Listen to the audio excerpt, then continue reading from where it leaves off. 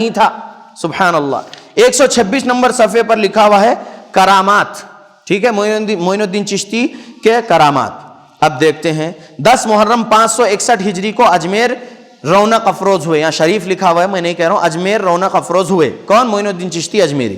ٹھیک ہے, وہاں کے تشریف لے جانے اور قیام کا قصہ طویل اور مشہور ہے, اس لیے اس کو مختصر کرتا ہوں کہ حضرت وہاں تشریف لے گئے اور آبادی سے باہر ایک جگہ تشریف فرما ہوئے کہ ساربان نے آ کر عرض کیا کہ یہ شاہی اونٹوں کی جگہ ہے, اس جگہ سے تشریف لے جائیں. آپ وہاں سے اٹھ کر رانا ساگر نامی تالاب کے قریب تشریف لے گئے اور جا کر تشریف فرما ہوئے, لیکن اونٹ اپنی جگہ کچھ ایسے سل گئے کہ اٹھ نہ سکے. ساربان نے راجہ پرتھوی راج سے جا کر قصہ سنایا اور شکایت کی. اس نے کہا کہ بغیر اس کے کوئی چارہ نہیں کہ اس درویش کے پاس جا کر پاؤں پکڑ لی جائیں. راجہ خود بھی بہت سی تکلیف اٹھا چکا تھا. جس ساحر جادوگر کو بلاتا وہی نہ صرف ناکام بلکہ حضرت کا معتقد مرید ہو جاتا.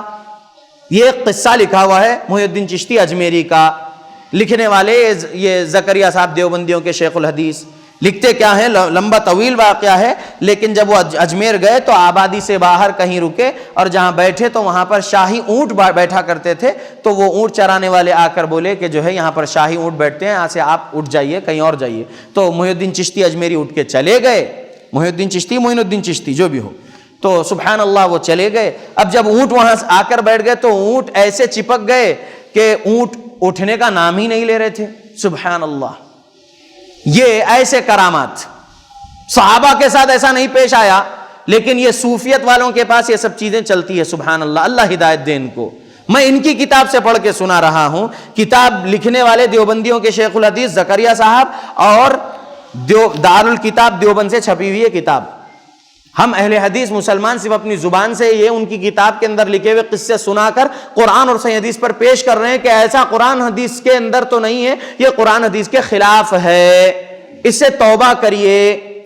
ایسے کیسے ہو سکتا ہے کہ اونٹ جو ہے ادھر سے اٹھ نہ سکے. سبحان اللہ.